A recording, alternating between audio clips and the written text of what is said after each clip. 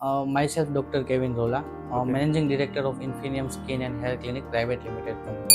Okay અમે all over ગુજરાતમાં 8 branch run કરીએ છીએ અને ત્યારે આઈડિયલી તમારે 50 થી 60 હેર જો તમારા કોમમાં આવે છે કે તમારા પિલો પર હોય છે તો એ નોર્મલ વસ્તુ છે.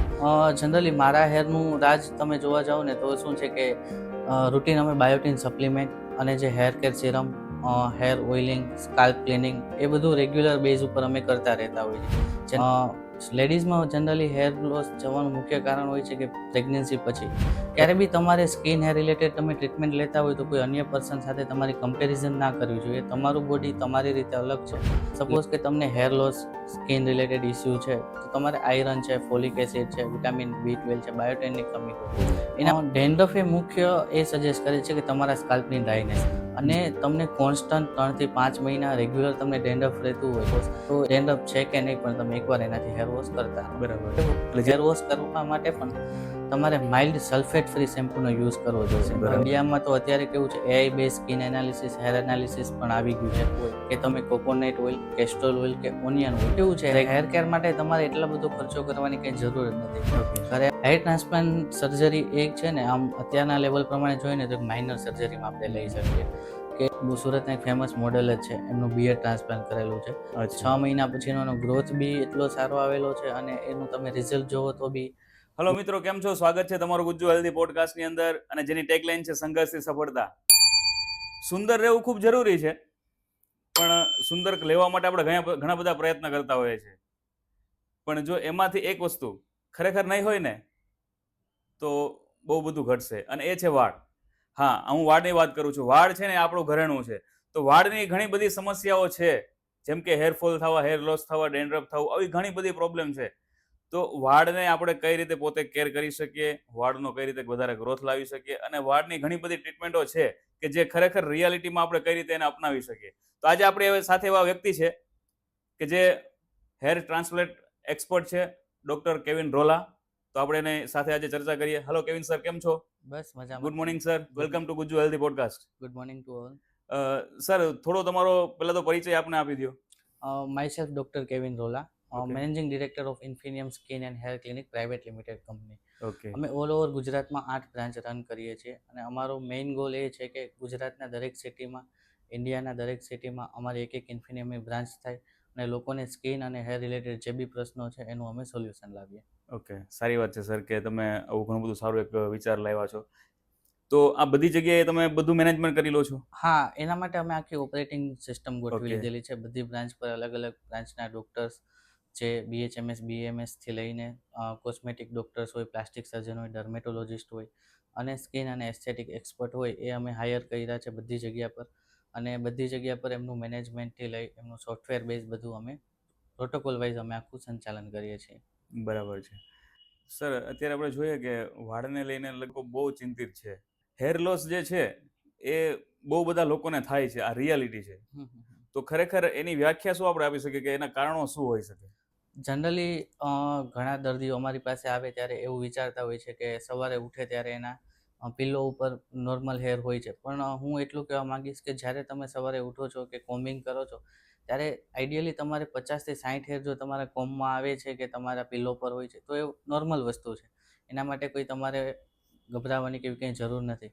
ઇફ તમારે 100 થી 150 જેટલા વાળ તમે નોટિસ કરી શકો કે આખી આમ ઝુમખું જેટલું હોય તો તમે બેઝિક રૂટીન હોમ કેરથી સ્ટાર્ટ કરીને અમુક તમારી લાઇફસ્ટાઇલ મોડિફિકેશન છે કે એ બધું તમે કરીને જો એનાથી બી તમારે કંટ્રોલ ના આવે તો પછી તમે એકવાર ડૉક્ટરની મુલાકાત તમારે લેવી જોઈએ. બરાબર છે.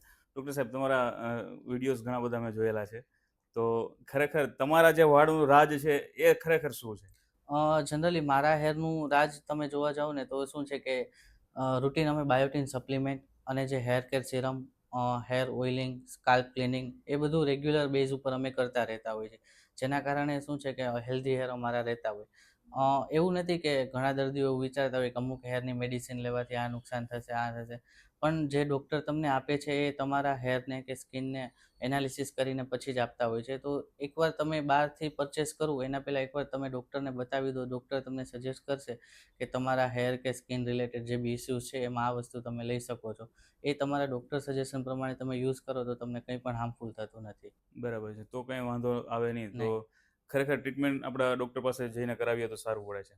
આજે હેર લોસ છે એના મુખ્ય કારણો શું હોય કે જે વધારે પડતા, એમાં બી લેડીઝો જે છે એમના વધારે હેર લોસ થતા હોય?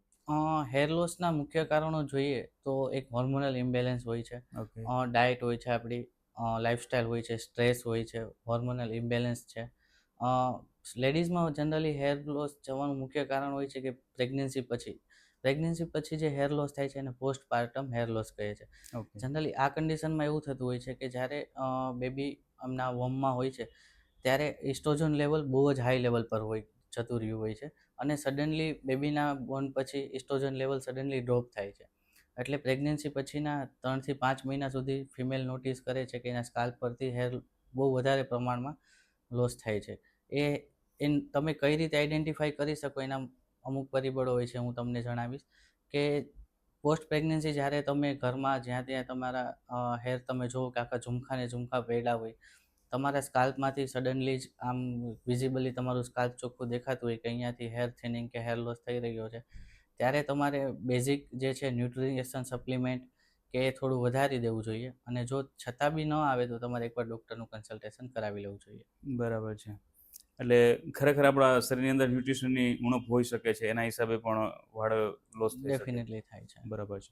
તો એક્ઝેક્ટલી તો માહિતી લેવા માટે આપણે ડૉક્ટરની મુલાકાત કરીએ તો સારું પડે છે. સારું. હવે ઘણા બધા માર્કેટની અંદર એવા બધા હોય કે જ્યારે આપણે સોશિયલ મીડિયા ઉપર જોતા હોઈએ છીએ કે કોઈ શેમ્પૂ છે, કોઈ સિરમ છે, કોઈ ટોનિક છે, તો આ ખરેખર ડાયરેક્ટલી યુઝ કરી શકાય એવું હોય સર? કે ઘણા બધા લોકો કોઈનું જોઈને આઈ થિંક તમે છો તો તમે કંઈ યુઝ કરો છો અને તમારા એના બેનિફિટ મળે છે, તો એ જ વસ્તુ હું સેમ યુઝ કરીને મારું પોતાનું બેનિફિટ લઈ શકું? નહીં, જો જનરલી કેવું હોય છે કે લોકો પોતાનું બોડી બીજાની બોડી સાથે કમ્પેરિઝન કરે Yes. છે. દરેક લોકોનું બોડીનું હિલિંગ પ્રોસેસ અલગ અલગ અલગ હોય રીતે છે. હોય છે. એટલે એને જે બી પ્રોડક્ટથી રિઝલ્ટ મળ્યું એનાથી તમને ના બી મળી શકે કે તમને એનાથી સારું બી રિઝલ્ટ મળી શકે. તો ક્યારે બી તમારે સ્કિન હેર રિલેટેડ તમે ટ્રીટમેન્ટ લેતા હોય તો કોઈ અન્ય પર્સન સાથે તમારી કમ્પેરિઝન ના કરવી જોઈએ. તમારું બોડી તમારી રીતે અલગ છે, એટલે એને તમારી બોડીને અનુકૂળ જે બી સપ્લિમેન્ટ કે જે બી આવે છે એ તમે લઈને તમારા બોડીને ઉપયોગી તમે ફાયદો આપી શકો છો. બરાબર છે. એટલે તો આપણે ખરેખર લોકોને જણાવી શકીએ કે ભાઈ ખાલી ખોટી જગ્યા પર જોઈ અને બીજા લોકોનું જોઈને આપણા ઉપર ક્યારે અજમાવવું નહીં. નહીં, કેમ કે ક્યારેક એનાથી નુકસાન બી થઈ શકે ને થઈ સર? શકે છે. ઓકે. હવે જે સપ્લિમેન્ટની તમે જે વાત કરો છો, તો એ સપ્લિમેન્ટ બી આપણે ડૉક્ટરના એડવાઇસ પ્રમાણે જ લેવી જોઈએ? જો બેઝિક તમે કેવું છે કે ઘરેથી જ તમારું જે હેર કેર છે, સ્કિન કેર છે, એ જો ન્યુટ્રિશનલ ડેફિશિયન્સીના લીધે હોય તો એ તમે ઘરેથી જ કરેક્ટ કરી શકો છો. સપોઝ કે તમને hair loss, skin related issue છે, તો તમારે આયરન છે, ફોલિક એસિડ છે, વિટામિન B12 છે, બાયોટેનની કમી હોય, એના માટે તમારે ડૉક્ટર પાસે જવાની જરૂર નથી. ઘરમાં બી આયરન રીચ તમે ફૂડ જેવા કે બીટ છે, પાલક છે, ડ્રાય ફ્રૂટ, એ બધું તમે લઈ શકો છો, જેના કારણે તમારું ન્યુટ્રિશન લેવલ વધી જાય છે.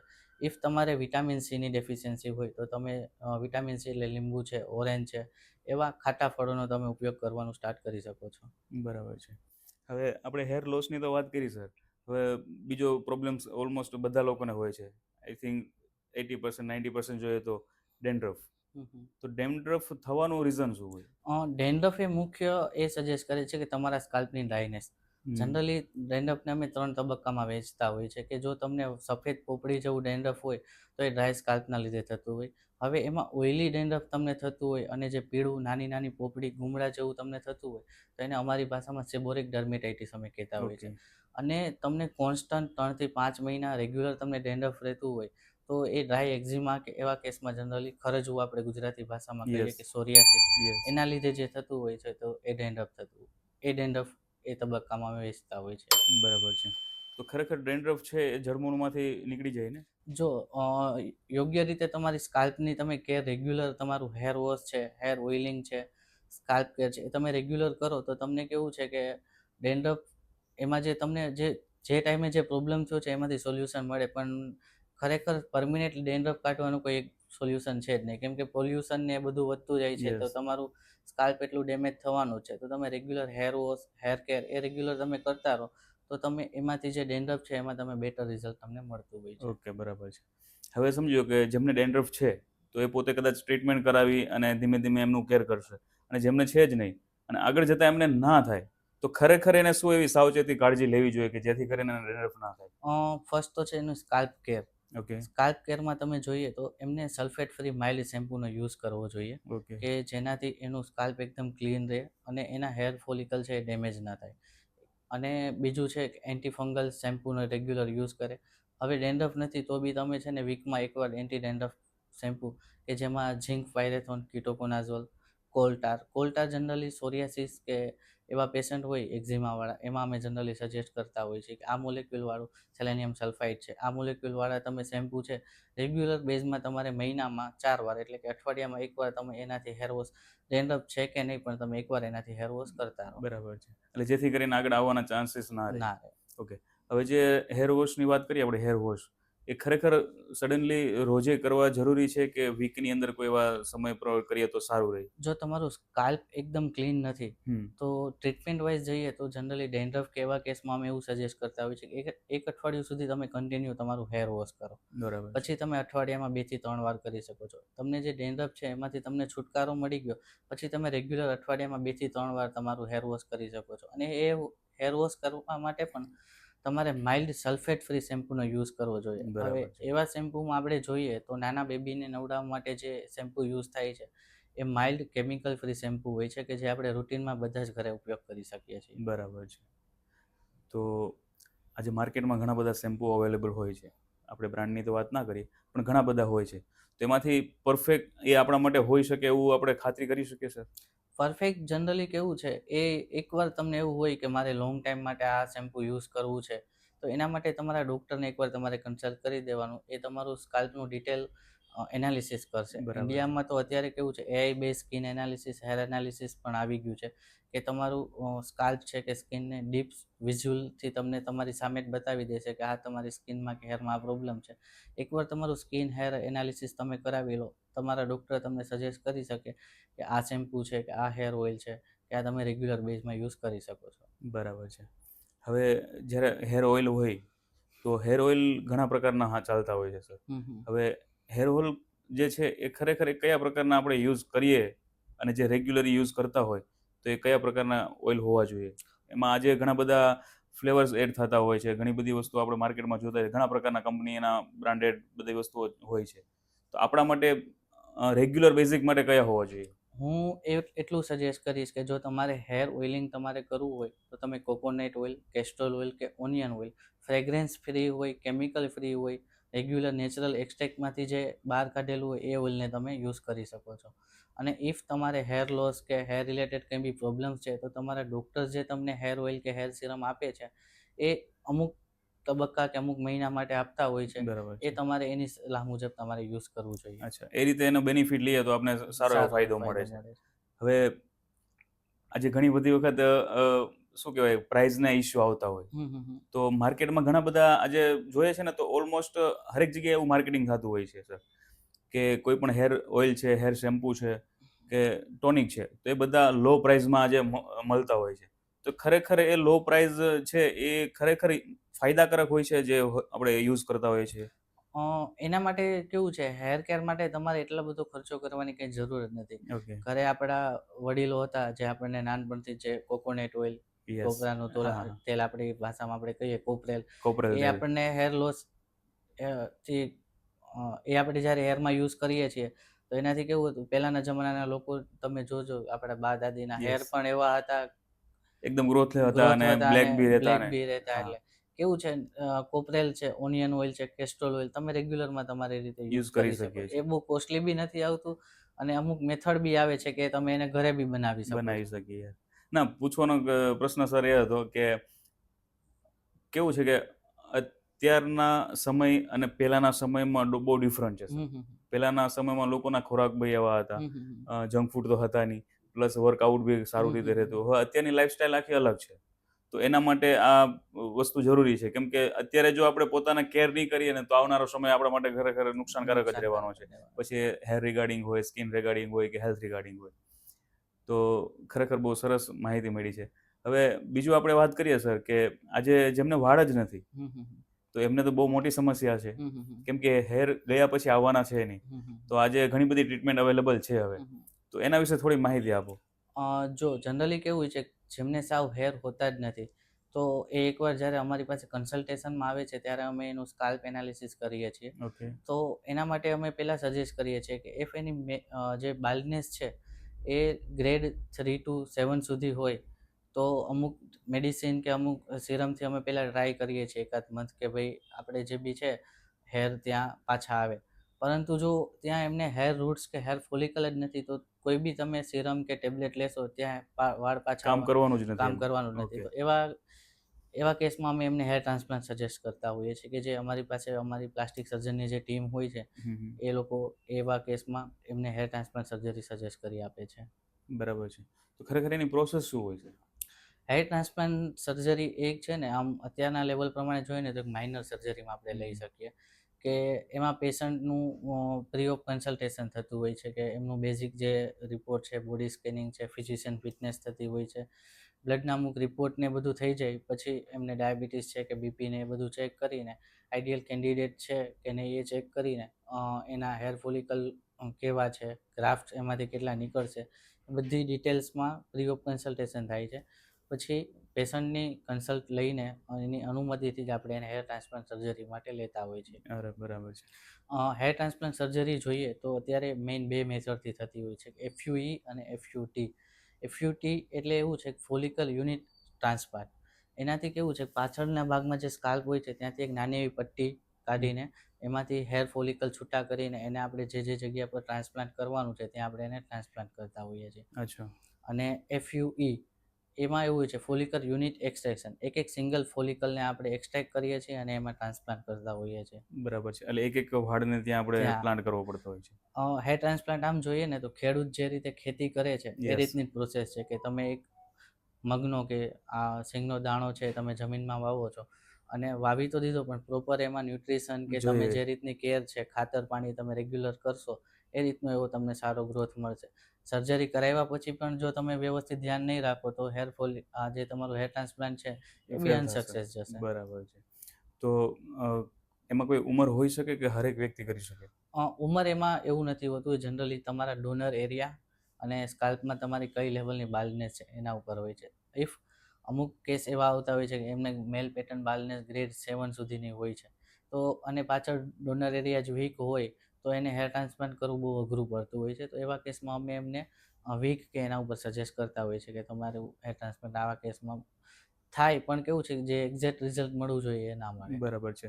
એટલે એના માટે તમે શું એવી ખાતરી કરી શકો કે ભાઈ આ પર્સન છે કે જે પેશન્ટ છે તો એમને ખરેખર થઈ શકે કે 100% શ્યોરથી આપણે કહી શકીએ કે અમને હેર આવી શકે છે? ફ્રી ઓફ કન્સલ્ટેશનમાં જ્યારે એમનું ફિઝિકલ ફિટનેસ થાય છે કે એમને ડાયાબિટીસ, બીપી, સુગર કે એવા કોઈ બી બ્લડ રિલેટેડ બ્લડ થિનિંગ કે એવી મેડિસિન લેતા હોય એવું કંઈ પણ નથી, ફિઝિકલી એકદમ ફિટ હોય અને એનો ડોનર એરિયા સારો હોય કે ત્યાંથી આપણને 4 થી 5,000 ગ્રાફ્ટ ઇઝીલી મળી શકે એવા કેસ આઈડિયલ કેન્ડિડેટ ગણાય કે એમને આપણે હેર ટ્રાન્સપ્લાન્ટ કરી શકીએ અને એમાં રિઝલ્ટ સારું એવું મળતું હોય છે.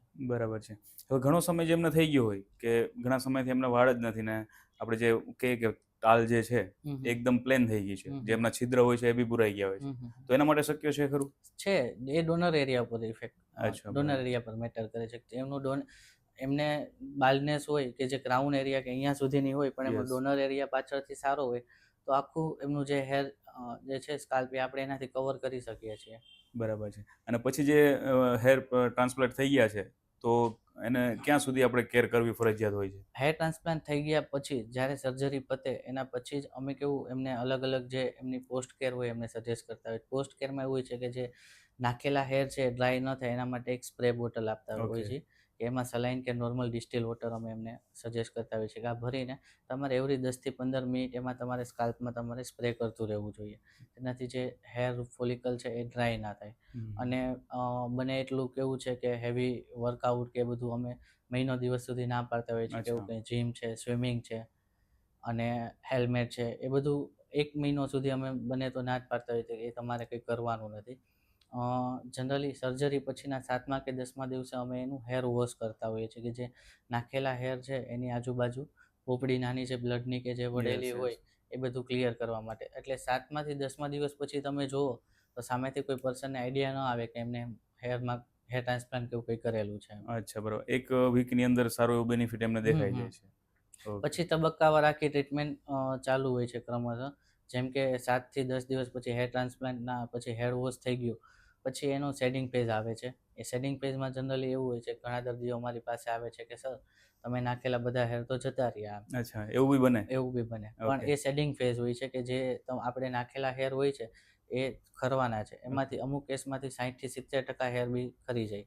પરંતુ કેવું છે અંદરથી પછી નવા ફોલિકલમાંથી નવા હેર ઉગવાનું સ્ટાર્ટ થાય છે અને એનું એક્ઝેક્ટ રિઝલ્ટ તમારે 8 થી 10 મહિને તમારે કમ્પ્લીટ જેવા નોર્મલ પર્સનના હેર હોય એવા આવતા 8 થી 10 મહિનાનો ટાઈમ લાગે છે. અચ્છા, એટલે એ જે સમય હોય છે 8 થી 10 મહિના એમને પૂરું પોતાને કેર કરવું પડે, પછી એ પોતાની નેચરલી રીતે પાછું એમના હેર આવવા માંડે છે, એ બરાબર? 8 થી 10 મહિનામાં જે બી બાયોટિન સપ્લિમેન્ટ હોય છે, હેર પીઆરપી હોય છે, Yes.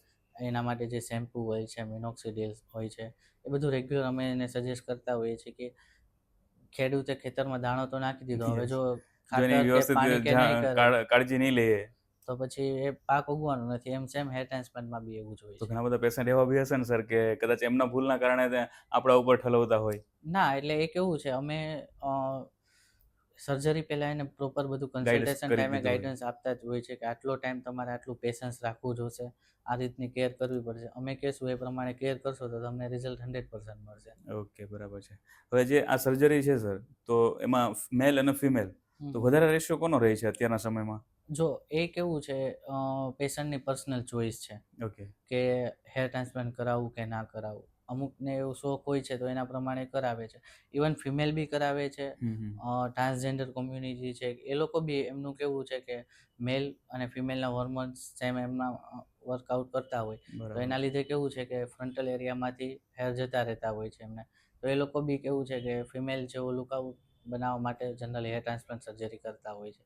ઇવન હેર ટ્રાન્સપ્લાન્ટ બી નહીં, અત્યારે તો ટ્રેન્ડ પ્રમાણે બિયર ટ્રાન્સપ્લાન્ટ કરાવે છે લોકો, અચ્છા. મૂછમાં ટ્રાન્સપ્લાન્ટ કરાવે છે, ઇવન આઈબ્રો ટ્રાન્સપ્લાન્ટ બી કરાવે છે. અચ્છા, ત્યાં સુધી ટેકનોલોજી પહોંચી ગઈ છે. વર્ષોથી છે જ, પણ કેવું Okay. છે કે અવેરનેસ અત્યારે નથી. નથી. હા, હા. તો અત્યારે હવે એવું લાગે છે કે હવે લોકોને ખ્યાલ આવે છે કે ભાઈ આ બધી વસ્તુઓ જરૂરી છે અને શક્ય પણ છે અને આપણે કરી શક્ય પણ શકીએ છે. છીએ. અમે જ અમારા ક્લિનિક પર સુરતના એક ફેમસ મોડેલ જ છે, એમનું બિયર ટ્રાન્સપ્લાન્ટ કરેલું છે. 6 અચ્છા. મહિના પછીનો એનો ગ્રોથ બી એટલો સારો આવેલો છે અને એનું તમે રિઝલ્ટ જોવો તો બી બહુ સરસ એવું છે કે એમનું સામેથી કોઈ જોવે તો એમ લાગે કે આમને એકદમ. બિયર્ડ હતી ને એને અચાનક કેમ આવી ગઈ એમ. બરાબર છે. તો અત્યારે હવે કોઈ વસ્તુ શક્ય નથી એવું તો છે જ નહીં. નહીં. હરેક વસ્તુ થઈ શકે છે. હવે સર આ બધી જે ટ્રીટમેન્ટ જે સર્જરી છે એ આપણે કોઈ પણ પર્સન કરાવે છે તો એમના ચલો ફાયદા તો તમે કહી દીધા છે, તો એમના કદાચ કંઈ સાઈડ ઇફેક્ટ, નુકસાન એવું કોઈ હોઈ શકે? નુકસાનમાં જોઈએ તો કેવું છે પ્રોપર કેર ના કરે ઓકે. કે સર્જરી પછી જે અમે ગાઈડન્સ આપ્યું એ પ્રમાણે ફોલો ના કરે, એ પ્રમાણે મેડિસિન ના લે તો એને રિઝલ્ટ મળવાનું જ નથી. નથી. અને પ્રોપર હાઇજીન કે પ્રોપર કેર કે મેન્ટેન ના કર્યું તો એમાં ઇન્ફેક્શન લાગવાના બી ચાન્સીસ વધારે હોય છે. અચ્છા, તો તમે એને ડાયટ પણ આપતા હશો ને કે ભાઈ એનું રૂટીન કઈ રીતનું હા, હોવું જોઈએ? રૂટીન. પણ સર્જરી પછી જનરલી અમે એવું સજેસ્ટ કરતા હોઈએ છીએ કે એની ડાયટમાં એટલું બધું મોડિફિકેશન કરવાની જરૂર નથી, પરંતુ પ્રોટીન રીચ છે કે આયરન છે, ફોલિક એસિડ છે, વિટામિન્સ બેઝ ખોરાક તમારે થોડો વધારે લેવાનો હોય છે. બરાબર. અને સર્જરી પછી થોડું સ્ટ્રેસ ને એ બધું છે થોડું બને તો ઓછું લેવાનું હોય છે. તો ડૉક્ટર અત્યારના સમયમાં આપણે જોઈએ છે કે ઘણા બધા સેલિબ્રિટીઓ છે. હવે એ સેલિબ્રિટીઓની આપણે એજ જોઈએ તો 50 ઉપર હોય છે અને એ લોકો પોતે એના હેર છે કે એના સ્કિન રિગાર્ડિંગ ખરેખર બહુ સારી રીતે કેર કરતા હોય છે. તો ખરેખર એ લોકોનું કઈ રીતનું રૂટિન હોય છે કે જે આપણે કદાચ કરીએ તો આપણે બી એના ફાયદા મળી શકે? સેલિબ્રિટી જેવી તમારે લાઈફસ્ટાઈલ ને એ તમારે પહેલાં તો કેવું છે એ લોકો ફિટનેસ પર બહુ વધારે ફોકસ કરતા હોય છે. 100%. યોગા છે, જીમ છે, ઝુંબા છે, પિલાટેસ છે, રેગ્યુલર એ બધું ફિટનેસ પર પ્રત્યે એટલા કોન્શિયસ હોય છે કે આપણામાં કેવું હોય કાઠિયાવાડ પ્રમાણે જોઈએ તો આપણે એ લોકોનું જનરલી રૂટીન ડાયટ એ રીતના હોય છે કે એ વધારે લોકો હોય છે. સવારે જ્યારે નીકળે વર્ક માટે ત્યારે ભરપેટ નાસ્તો સારો એવો કરી લે છે. પછી બપોરનું જે એમનું મીલ હોય છે એ થોડું એનાથી ઓછું હોય છે અને સાંજે બને તો એ લોકો ઉપવાસ કરે છે કાં પછી એકદમ નોર્મલ light. જ્યુસ કે એ લે Yes. છે. ને આપણામાં ઊંધું હોય છે. આપણે સવારે ઉતાવળમાં ફટાફટ નીકળી જઈએ છીએ, Yes. બપોરે બહાર કે જે બી જંક ફૂડ કે ખાઈ લઈએ જે છીએ બી મળે છે ખાઈ અને લઈએ. સાંજે તો આપણે ભરપેટ જમવા પેટ જોઈએ, yes, નહીંતર yes. નીંદર ના આવે. હમ. એટલે એ લોકોનું પિરામિડ હોય છે એ આમ ઊંધું હોય છે અને આપણું જે પિરામિડ હોય છે આમ ઊંધું થાય છે. બરાબર એટલે છે. આપણે બધાને મેચ પેટ ને નથી ફાંદ થતું. વધે છે અને એ લોકોને પ્રોપર સ્લિમ અને ફિટ બોડી હોય છે. પણ અત્યારના સમય પ્રમાણે જોઈએ તો લોકો પણ હેલ્થ અને ફિટનેસ માટે એટલા અવેર થઈ ગયા યસ, છે. અત્યારે બહુ સારું એવું રેગ્યુલર કરે છે. જે ડાયટ છે, જે યોગા છે, મેડિકેશન છે, બધું ઘરે જ ફોલો કરે છે. હવે અમુક બીજો પ્રશ્ન એવો હોય છે કે એ લોકોને ફાઇનાન્શિયલ કોઈ પ્રોબ્લેમ ના હોય એટલે યસ એ લોકો બધું કરી શકે. એ લોકો પાસે સમય બી ઘણો બધો સમય હોય. બી પણ એવું નથી હોતું. તમે રેગ્યુલર 1 કલાક નોર્મલ વોકિંગ છે, જે પ્રમાણે ડાયટ છે એ રીતે ફોલો કરો, યોગા છે. હવે એ બધામાં કેવું છે, તમે યુટ્યુબમાં પર જોઈને બી તમે એ રીતે વર્કઆઉટને તમે ઘરે જ કરી શકો છો. એના માટે તમારે કશે બહાર જવાની બી જરૂર નથી અને કંઈ એવા ખોટા એક્સપેન્સ કરવાની બી જરૂર નથી. રેગ્યુલર તમે જ ઘરે યોગા, ફિટનેસને થોડું ચાલુ કરો. વીકમાં એકાદી વાર તમે ઉપવાસ કરો. એ રીતે તમારી લાઈફસ્ટાઈલને થોડી મોડિફિકેશન કરો તો તમારી જે એજિંગ છે એ બી થોડું એમાં ઇમ્પ્રુવમેન્ટ આવવાની છે. સ્કિન અને હેરમાં બી તમને રિઝલ્ટ એનું દેખાવાનું છે. બરાબર છે. ના, ઘણા બધા લોકોનું કદાચ એવું બી કેવું હોય કે ભાઈ તમે જેમ કીધું કે ભાઈ એ લોકો પાસે સમય બી ઘણો બધો રહેતો હોય, પ્લસ એ પોતે આવી બધી વસ્તુ રૂટીન ફોલો કરતા હોય. હવે માર્કેટની અંદર એવી બી ચર્ચાઓ ચાલતી હોય સર કે એ પોતે એના ટ્રીટમેન્ટ જે કરતા હોય છે તો એની અંદર એ પોતે ઇન્સ્યોરન્સ કે કોઈ મેડિસન કે એવો ઉપયોગ કરતા હોય એટલે એ લોકો વધારે આવી રીતે ફિટ રહી શકે છે. નહીં, એ તો કેવું છે કે અમુક કેસમાં એ લોકો કોસ્મેટિક સર્જરીઝ ને એ બધું કરાવતા હોય છે, જે આપણે બી કરાવી શકીએ છીએ. પણ એની પહેલાં જો આપણે પહેલેથી ધ્યાન રાખીએ તો આપણે કોસ્મેટિક સર્જરી કે પ્રોસિજર પર જવાની કંઈ જરૂર નથી. બરાબર છે. સમજ્યા? કે તમારે એજિંગનો ઇસ્યુ છે તો તમે અત્યારે જ તમે બહાર તડકામાં કે ગમે ત્યારે નીકળો તો રેગ્યુલર તમારું સનસ્ક્રીન કમ્પલસરી લગાવવું જોઈએ. દિવસમાં 2 થી 3 વાર. ઇવન 50 to 60 SPF વાળું જે હોય સનસ્ક્રીન, SPF એટલે કે સન પ્રોટેક્શન ફિલ્મ, એ બરાબર. તમારે જ્યાં તમારે ટ્રાવેલિંગ કરતા હોય બીચ ઉપર કે એવું સનલાઇટ જ્યાં વધારે હોય ત્યાં એવરી 4 કલાકે તમારે સનસ્ક્રીનનો ઉપયોગ કરવો જોઈએ. રેગ્યુલર તમારું ફેસ છે કે નોર્મલ ટેપ વોટર કે સારા ક્લિન્ઝરથી તમારે દિવસમાં 2 થી 3 વાર વોશ કરવું જોઈએ અને સારા એવા મોઇશ્ચરાઇઝરનો ઉપયોગ કરવો જોઈએ. આ પ્રકારની રેગ્યુલર તમે સ્કિન કેર તમે જો અત્યારથી જ ફોલો કરવા માંડો કે તે પછી 30 to 40 પછી જે તમને એજિંગના ઇસ્યુ થવાના છે એ તમને ત્યારથી જ સ્ટોપ થઈ જાય છે. બરાબર છે. તો આ બધું ફોલો કરીએ તો વાંધો ના આવે આપણે. ના આવે. બરાબર છે. ડૉક્ટર સર, આપણે હમણાં ઘણા સમયથી જોઈએ છે કે એક ટ્રેન્ડ બહુ ચાલી રહ્યો છે સોશિયલ મીડિયા ઉપર. આઈ થિંક તમે બી જોયેલો હશે, નામ છે ઉર્ફી જાવેદ. તેમના લિપ્સના લઈને વિડીયો બહુ વાયરલ થયેલો છે. તો ખરેખર એના જે હોઠ જે લિપ્સ સોજી ગયેલા હતા અને એ કઈ ટ્રીટમેન્ટના હિસાબે, તો એના વિશે તમે શું કહેવા માંગો છો? જો ઉર્ફી જાવેદ મેડમ જે છે એમના જે લિપ્સનો જે ઇસ્યુ થયો હતો એ એકદમ રાઇટ પ્રોસિજર જ હતી. અચ્છા. એ જનરલી કેવું હોય છે કે લિપ ફિલર એમને ઇન પાસ્ટ કરાવેલું હશે તો લિપ ફિલર એ હોય છે કે એમાં હાલ્યુનિક એસિડ હોય છે. હવે હાલ્યુનિક એસિડ હોય છે કે જેને ડિઝોલ્વ કરવા માટે સોડિયમ હાલ્યુનેસ એન્ઝાઇમનો યુઝ થતો હોય છે. ઓકે. હવે એ એન્ઝાઇમથી કેવું હોય છે કે જનરલી 24 થી 48 કલાક માટે તમારા લિપમાં માઇલ્ડ સ્વેલિંગ આવેલું હોય છે. તો એના લીધે લોકોને એમ થયું કે આ ડૉક્ટરે કંઈક એમને રોંગ પ્રોસિજર કરી, એના લીધે એના લિપ્સ આવા થઈ ગયા છે. પણ એ એકદમ રાઇટ પ્રોસિજર અને એમના સારા માટે જ કરેલી, કે જે એમને લિપ ફિલર પાસ્ટમાં કરેલું હશે એ એમને પ્રોપર નહીં લાગ્યું હોય કે એમને એમાં કંઈ ચેન્જીસ કરવો હોય તો એને ડિઝોલ્વ કરવા માટે જે એન્ઝાઇમનો યુઝ કરેલો એના લીધે એના લિપ પર સોજો આવે છે. એ જનરલી 2 થી 3 દિવસમાં એ જતો રહે છે. અચ્છા, બરાબર. તો આ થોડાક સમય માટે હતું પણ એ વધારે પડતું વાયરલ વધારે થઈ પડતું વાયરલ થઈ ગયું. ગયું. ઓકે, બરાબર. ને કેમ કે હમણાં બહુ આઈ થિંક સોશિયલ મીડિયા ઉપર ચાલે છે, તો એ તો તમે ક્લિયરિટી આપી દીધી સર. તો ખરેખર નુકસાન કંઈ થતું નથી. નહીં નથી. ઓકે. હવે બીજું અત્યારે માર્કેટમાં એ બી ચાલે છે ઘણા સમયથી, ગ્લુટાથિયોન. ઓકે. તો એ ખરેખર શું છે? કેમ કે એની ટેબ્લેટ્સ, એમનું ઘણું બધી વસ્તુ આવે છે કે ભાઈ પોતાના ગ્લો માટે બહુ બધો એનો ઉપયોગ થાય છે અને બહુ સારી વસ્તુ છે. તો રિયલી ખરેખર શું છે? ગ્લુટાથિયોન જનરલી એ છે ને ક્વીન ઓફ એન્ટીઓક્સિડન્ટ કહેવાય. ઓકે. આપણે જેટલા બી ન્યુટ્રિશન સપ્લિમેન્ટ લેતા હોય છે, વિટામિન્સ લેતા હોઈએ છીએ, એના કરતાં ગ્લુટાથિયોનથી કેવું છે કે વધારે પડતું આપણું બોડીમાં એન્ટીઓક્સિડન્ટ ઇફેક્ટ આવતી હોય છે. અને એ જે છે ગ્લુટાથિયોન એ મેલેનિન પ્રોડક્શનને થોડું ઓછું કરી દે છે, જેના પર આપણી બોડી પર સ્કિન લાઇટનિંગ અને વ્હાઇટનિંગની ઇફેક્ટ અને સ્કિન બ્રાઇટ થતી હોય છે.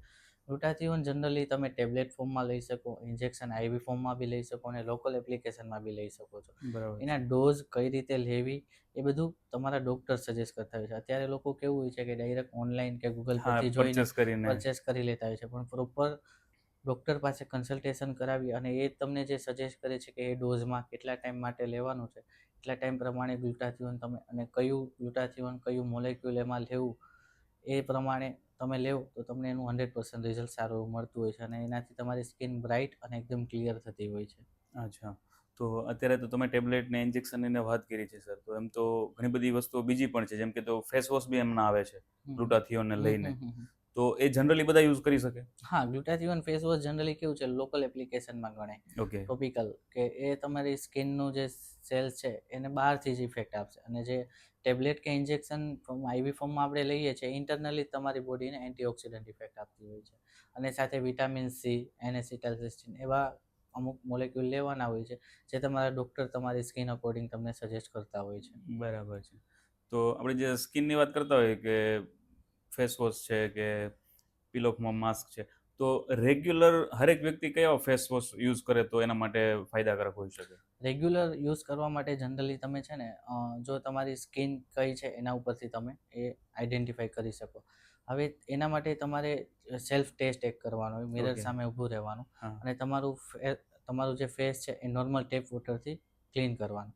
હવે તમે ટેપ વોટરથી ક્લીન કરો છો અને 5 થી 10 મિનિટ પછી જો તમારી સ્કિન ઉપર તમને એવું લાગે છે કે થોડું ઓઇલ જેવું ફીલ થાય છે, તો તમારી સ્કિન ઓઇલી હોય છે. અને તમે 5 થી 10 મિનિટ પછી નોટિસ કરો છો કે તમારી સ્કિન થોડી ડ્રાય લાગે છે તમને, તો તમારી સ્કિનનો ટાઈપ ડ્રાય છે. બરાબર અને છે. અમુક પેશન્ટમાં એવું થતું હોય છે કે નોઝ કે ચીકના અમુક એરિયા પર ઓઇલી હોય અને બાકીનો જે ફેસના એરિયા પર ડ્રાય રહેતી હોય, તો એને કોમ્બિનેશન સ્કિન હોય છે. ઓઇલી સ્કિન જેમને બી છે એ લોકો સેલિસિલિક એસિડ બેઝ ફેસ વોશનો યુઝ કરી શકે છે, જેથી તેનું ઓઇલ પ્રોડક્શન થોડું ઓછું થાય. ઓછું દેખાય, બરાબર. અને બાકી રેગ્યુલર જે પેશન્ટ છે એ બધા જ ફેસ વોશ યુઝ કરી શકે છે. ડૉક્ટર, પહેલાં કેવું હતું કે આપણે જ્યારે મેરેજની વાત કરીએ કે ભાઈ મેરેજ ફંક્શન આવતા હોય અથવા પોતાના ફેમિલીની અંદર કોઈ મેરેજ હોય, તો પહેલાં એવી ટ્રીટમેન્ટ થતી સલૂનની અંદર કે ભાઈ ફેશિયલ કરાવવું, હેર માટે કંઈ પણ કરાવવું, આવું બધું સલૂનમાં પહેલાં ચાલતું. તો હવે ખરેખર અત્યારના સમયમાં આપણે જરૂરી છે તો એ હજુ સલૂનમાં જ આપણે ચલણ રાખવું જરૂરી છે કે પછી હવે ડૉક્ટરો પાસે જઈને ખરેખર જે તમારા જેવા એક્સપર્ટ છે એમની પાસે કરાવે તો સારું પડે? જો જનરલી કેવું હોય છે કે સલૂન અને પાર્લર્સમાં જ્યારે તમે ફેશિયલ કરાવો છો, એક તો એમની પાસે અમુક લિમિટેશન્સ હોય છે યસ. કે એમની પાસે ફેશિયલની જે 2 થી 3 કીટ હોય છે, Okay. એમાંથી એ બધા જ સેમ બધા માટે ક્લાયન્ટ હોય, same હોય સેમ જ છે. હોય છે. એટલે એનું પ્રોપર સાયન્ટિફિક બેઝ કંઈ ના હોય કે જે બી આવ્યું એમને આપી અને દીધું. એમને જે છે પેલું હીટિંગ કે પછી ડ્રાયરથી યસ. હેર માટે જે અમુક ડ્રાયર કરે હેર સ્પા અને કરતા પેલી હોય બાફ તો. આપતા હોય છે હા. કે ફેસ ઉપર ને એમ. એટલે કોઈ સાયન્ટિફિક બેઝ રીઝન ન હોય. એ તમે જનરલી બધા માટે સેમ જ તમે હોય છે. જાઓ તો તમને બી સેમ કરે, હું Yes. જાઉં તો હું બી સેમ કરે. વધારે તો 5 કીટ હોય.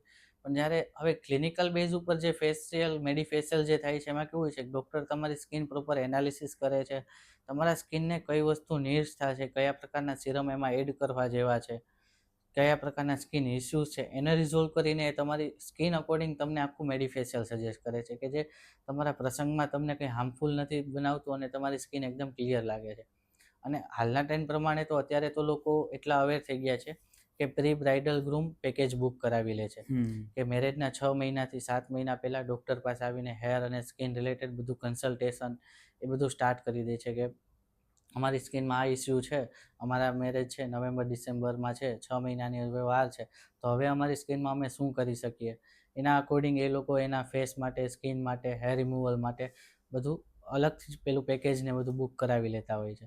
હવે એ અત્યાર સુધી લોકો કેવું હતું લોકોમાં કે હેર રિમૂવલ છે તો મહિને વેક્સિંગ છે, થ્રેડિંગ કરાવવા માટે જતા હોય. પણ અત્યારની એડવાન્સ ટેકનોલોજી પ્રમાણે લેઝર હેર રિમૂવલના Yes, હા. મશીનરી આવી ગયા છે, જેનાથી કેવું છે જેની 6 થી 7 સેશનમાં તમે તમારા બોડી પરના જે અનવોન્ટેડ હેર છે Yes. એનાથી તમે પરમિનન્ટ છુટકારો મળી શકો છો. ઇન કેસ કોઈ બી કેસમાં એવું થાય છે કે હોર્મોનલ ચેન્જીસ પાછો આવે તો હેર તમારા પાછા આવવાની શક્યતા છે, પણ એ પહેલાં જેટલા હોય એટલા ન આવે. પણ અચ્છા. તમારી પાસે એના જે એનો સેશન્સ સમયગાળો હોય છે લાંબો હોય છે પછી. તમારી પાસે એટલા સેશન્સ હોય છે કે તમે એને પાછું રિપીટ બી કરી શકો છો. તો અત્યારના સમય પ્રમાણે જોઈએ તો ખરેખર એ ટ્રીટમેન્ટ બી આપણે ક્લિનિકમાં જઈને કરાવીએ તો સારું પડે. કેમ કે તમે જેમ કીધું એમ કે ભાઈ એમની પાસે એક લિમિટેશન હોય છે કે ભાઈ 2-5 કીટ હોય છે અને એનાથી બધા ઉપર જ એક સાથે ઉપયોગ હા, થતો હા. હોય છે.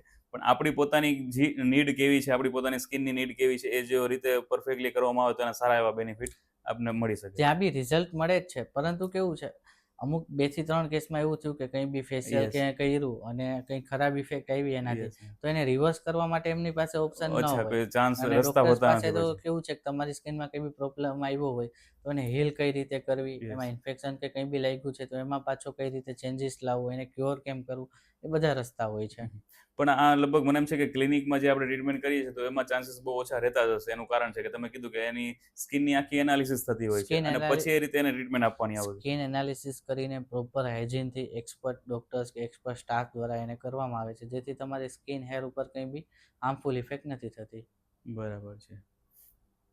અત્યારે આપણે ત્વચાની વાત કરીએ, સ્કિનની વાત કરીએ તો સ્કિનનું અત્યારે માર્કેટ ખરેખર બહુ ગજબનું છે.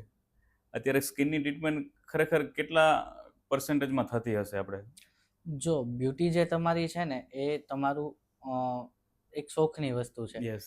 કે તમારે સારું દેખાવું છે, તમારી સારી પર્સનાલિટી બનાવવી છે, તો તેના માટે લોકો અલગ અલગ ટ્રીટમેન્ટને બધું વ્યવસ્થિત કરાવતા હોય છે. પરંતુ બહુ જ બ્યુટીફુલ લાગવું એની ડેફિનેશન પ્રમાણે આપણે જોઈએ તો એકદમ વ્હાઇટ હોવું એને હું મારી ભાષામાં એમ નથી કહેતો કે તમે એકદમ બ્યુટીફુલ કે હેન્ડસમ છો. ઓકે. તમારી ક્લિયર સ્કિન હોવી કે તમને કોઈ બી સ્કિન ડિઝીઝ નથી, એકને પિમ્પલ એવું કંઈ નથી, અને તમારી સ્કિન એકદમ ક્લિયર છે, તો બી તમે આઈડિયલ બ્યુટીફુલ કે હેન્ડસમ તમે ગણાવ છો. બરાબર છે. કેમ કે પછી એકદમ હું બોર્નથી જ મારો કલર એવો છે અને હું વિચારું કે હવે કે ભાઈ મારે બી એકદમ વ્હાઇટ થવું છે, તો ખરેખર એ વસ્તુ જરૂરી નથી ને? નહીં, વ્હાઇટ હોવું જરૂરી નથી, પણ ક્લિયર સ્કિન હોવી યસ. જરૂરી છે. ઓકે. સર, આ જે આપણો ક્લિનિકનું નામ છે ઇન્ફિનિયમ, તો એ ખરેખર કઈ રીતે તમે નામની શોધ કરી? આઈ થિંક કહેવાય કે ભાઈ તમને ક્યાંથી એવું મળ્યું છે કે આ નામ રાખી અને શરૂઆત આની કરી આ રીતે? ઇન્ફિનિયમ અમે નામ જે રાખ્યું એનું પાછળનું રીઝન એ છે કે એનો મિનિંગ એક તો થાય અનંત.